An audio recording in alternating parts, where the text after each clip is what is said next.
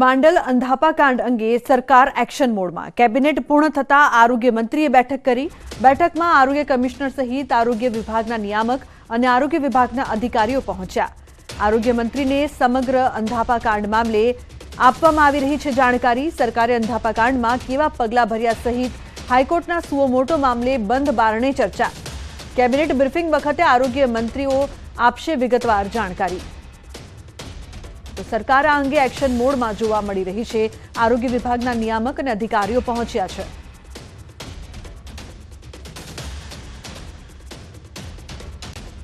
રાજકોટમાં આઈટી વિભાગના દરોડા, 2 સ્થળોએ 10 કિલો અખાદ્ય જથ્થો નાશ કરવામાં આવ્યો છે। કાલાવાડ રોડ આરોગ્ય વિભાગની કાર્યવાહી, ચીઝ બટર પાઉં પીઝાના જથ્થાનો નાશ કરવામાં આવ્યો છે। આજી ડેમ દીનદયાળ ઇન્ડસ્ટ્રીયલ એરિયામાં દરોડા પાડવામાં આવ્યા છે। તો અંદાજિત 8 ટન અખાદ્ય જથ્થો ઝડપાયો છે। આશાપુર નામની પેઢી ખાતે દરોડા પાડવામાં આવ્યા। તો 1 ટન ફૂગવાળા ચણા, 220 કિલો શંખજીરું, 5 ટન ચેપેલા ચણ અખાદ્ય જથ્થો છે તેનો નાશ કરવામાં આવ્યો છે। મહત્વ છે કે આરોગ્ય વિભાગના દરોડામાં અખાદ્ય જથ્થાનો નાશ કરવામાં આવ્યો છે। 2 સ્થળેથી જથ્થો મળી આવ્યો છે। તો કાલાવડ રોડમાં આરોગ્ય વિભાગની કાર્યવાહી, 2 સ્થળોથી ચીઝ બટર પાઉં પીઝાનો જથ્થાનો નાશ કરવામાં આવ્યો છે। અંદાજિત 8 ટન અખાદ્ય જથ્થો ઝડપાયો છે। તો આરોગ્ય વિભાગે દરોડા પાડ્યા છે। 2 સ્થળોમાં 10 કિલો જેટલો અખાદ્ય જથ્થો નાશ કરવામાં આવ્યો છે, જેમાં ચણા, શંખજીરું છે। આ તમામ વસ્તુઓ છે જે ખરાબ હાલતમાં જોવા મળી।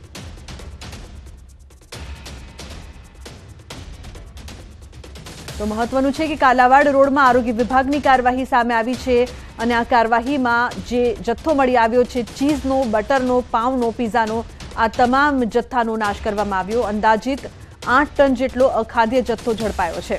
તો ફૂગવાળા ચણા મળી આવ્યા, શંખજીરું, ચેપેલા ચણા અખાદ્ય મળી આવ્યા છે।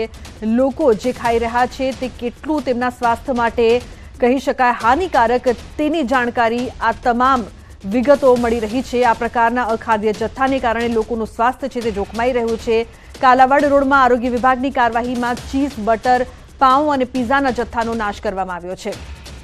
તો દ્રશ્યોમાં જોઈ શકાય છે 8 ટન જેટલા અખાદ્ય જથ્થાનો નાશ કરવામાં આવ્યો છે, જેમાં ફૂગવાળા ચણા પણ મળી આવ્યા છે। પીઝાના પણ જે સેમ્પલ મળી આવ્યા હતા, બ્રેડના, ચીઝના, બટરના, આ તમામનો નાશ કરવામાં આવ્યો છે। 2 સ્થળોમાંથી આ જથ્થો મળી આવ્યો છે। તો મહત્વનું છે કે તમામ લોકોના સ્વાસ્થ્ય સાથે ચેડા થઈ રહ્યા છે।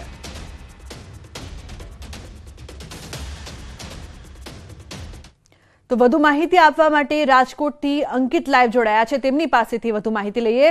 અંકિત, શું માહિતી પ્રાપ્ત થઈ રહી છે જે પ્રકારનો જે જથ્થો મળી આવ્યો છે ખાદ્ય?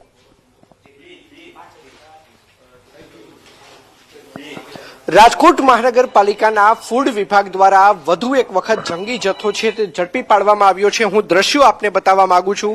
આ દ્રશ્યો છે આજી ડેમ ચોકડી પાસે આવેલા પંડિત દીનદયાળ જે જીઆઈડીસી વિસ્તાર છે ત્યાંના દ્રશ્યો છે, જોઈ શકાય છે। આપ જે દ્રશ્યો જોઈ રહ્યા છો આ છે શંખજીરું। શંખજીરુંનો ઉપયોગ છે તે દાબેલા ચણાના બનાવટની અંદર થતો હતો। ત્યારે આરોગ્ય વિભાગના અધિકારી આપણી સાથે છે, આપણે તેમની સાથે વાત કરીશું। ડોક્ટર જયેશ વાંકાણી આપણી સાથે છે। સર, શું કહેશો?